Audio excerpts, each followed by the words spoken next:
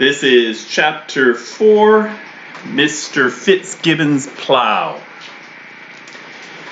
When Mrs. Frisby went into her house, she found Timothy asleep and the other children waiting, frightened, sad, and subdued. "He went to sleep right after you left," Teresa said. He's waked up twice, and the second time he wasn't delirious. He said his chest hurt and his head hurt. But Mother, he seemed so weak he could hardly talk. He asked where you were, and I told him, but then he went back to sleep.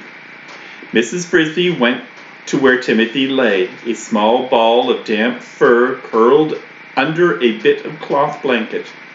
He looked scarcely larger than he had when she and Mr. Frisby had carried him to Mr. H's as an infant. And the thought of that trip made her wish Mr. Frisby were alive to reassure the children and tell them not to worry. But he was not, and it was she who must say it. "Don't worry," she said. "Mr. H's gave me some medicine for him and says he will recover." She mixed the contents of one of the packets of a green powder in water and then gently shook Timothy awake. He smiled. "You're back," he said in a voice small as a whisper. "I'm back, and I brought you some medicine. Mr. H's said it'll make you all right." She lifted his head on her arm, and he swallowed the medicine. "I expect it's bitter," she said. "It's not so bad," he said. "It tastes like pepper." And he fell back to sleep immediately. The next morning, as predicted, his fever was lower, and breathing grew easier, and his heartbeat slowed down. Still, that day he slept 7 hours out of each 8. The next day he stayed awake longer, and the third day he had no fever at all, just as Mr. H's had said.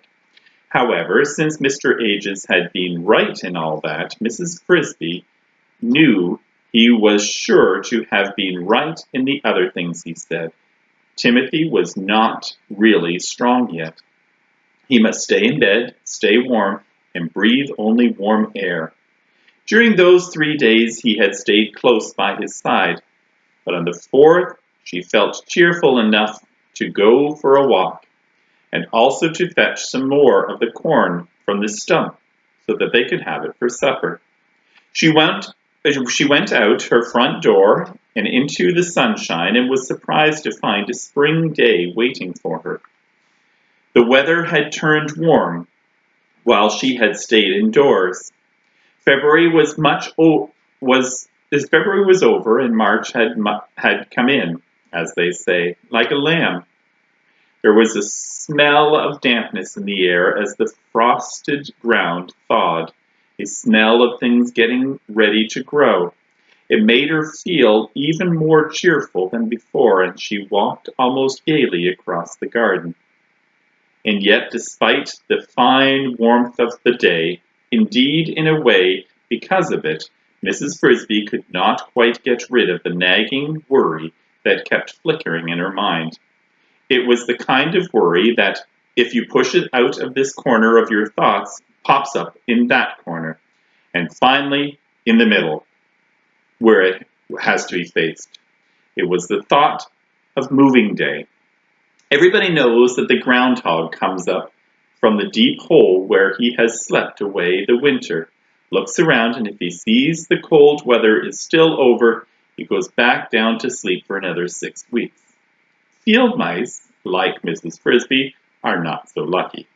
When winter is over, they must move out of the garden and back to the meadow or the pasture, for as soon as the weather allows, Farmer Fitzgibbon's tractor comes rumbling through, pulling the sharp blade plow through the soil, turning over every foot of it. No animal caught in the garden that day is likely to escape alive, and all the winter homes, all the tunnels and holes and nests and cocoons are torn up. After the plow comes the harrow with its heavy creaking discs, and then the people with hoes and seeds. Not all the field mice move into the garden for the winter, of course. Some find their way to barn lofts, and some even creep into people's houses and live under the eaves or in the attics, taking their chances with mouse traps. But the Frisbys had always come to the garden, preferring the relative safety and freedom of the outdoors. Moving day, therefore, depends on the weather, and that is why a fine day set Mrs. Frisby worrying, even as she enjoyed it. As soon as the frost was out of the ground, the plow would come, and that would happen as much as a month earlier or later, one year than the last. And the worry was this: if it came too soon, Timothy would not be able to move. He was supposed to stay in bed, and moving meant a long walk across the field of winter wheat, up and down the hill to the brook's edge, where the Frisbys made their summer home. Not only that, the home itself would be damp and chilly for the first few weeks, as summer homes always are, until early spring turned into late spring and the nights grew truly warm.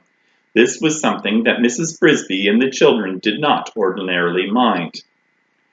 Moving day, in fact, was normally a gay time, for it marked the end of the gray weather and the frost. It was like the beginning of a summer holiday. But this year, now that Mrs. Frisby had faced the problem, she did not see any answer except to hope that the day would not come too early. In another month, according to Mr. Ages, Timothy would be strong enough. Perhaps she was only borrowing trouble. One warm day, she told herself, does not make a summer.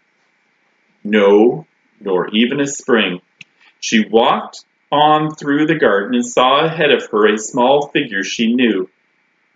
It was a lady shrew, a tiny thing scarcely bigger than a peanut, and with a wit as sharp as her teeth.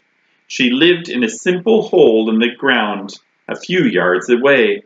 Mrs. Frisby met her often and had grown to like her, though shrews are generally unpopular, having a reputation for short tempers and extremely large appetites. "Good morning," said Mrs. Frisby. "Ah, Mrs. Frisby, good morning indeed. Too good is what I am thinking." The shrew was holding a stalk of straw, which she now thrust into the earth. It went down easily for 2 inches or more before it bent in her hand. "Look at that. The top of the frost is nearly gone. Another few days like this and it will all be gone. Then we will have the tractor in here again, breaking everything up." "So soon? Do you really think so?" asked Mrs. Frisby, her worry returning in a rush, stronger than before. "He plows when the frost is gone. Remember the spring of '65? That year he plowed on the 11th day of March, and on a Sunday at that. I moved down to the woods that night and nearly froze to death in the miserable hollow log. And that day came after a week of days just like this." Mrs. Frisby did remember it. Her family, too, had shivered through those chilly nights. For the fact was, the earlier the moving day, the colder the nights were likely to be. "Oh dear," she said, "I hope it doesn't happen this year. Poor Timothy is too sick to move." "Sick, is he? Take him to Mr. Ages. I've been myself, but he was too weak to get out of bed, and still is." "I'm sorry to hear that." "That we must hope for another frost, or that the tractor will break down. I wish someone would drive a tractor through his house and see how he likes it." So muttering, the lady shrew moved off, and Mrs. Frisby continued across the garden. The remark was illogical, of course, for they both knew that without Mr. Fitzgibbon's plow, there would be no garden to live in at all, and there was no way he could turn the earth without also turning up their houses. Or was there? What the shrew had said was meant to be sympathetic, but it was not helpful. It meant Mrs. Frisby realized that she, too, could see no solution to the problem. But that did not mean that there was none. She remembered something her husband, Mr. Frisby, used to say. All doors are hard to unlock until you have the key. All right. She must try to find the key. But where? Whom to ask? And then, as if to make things worse, she heard a sound that filled her with alarm. It came from across the fence in the farmyard, a loud, sputtering roar. It was Mr. Fitzgibbon, starting his tractor. End of the chapter.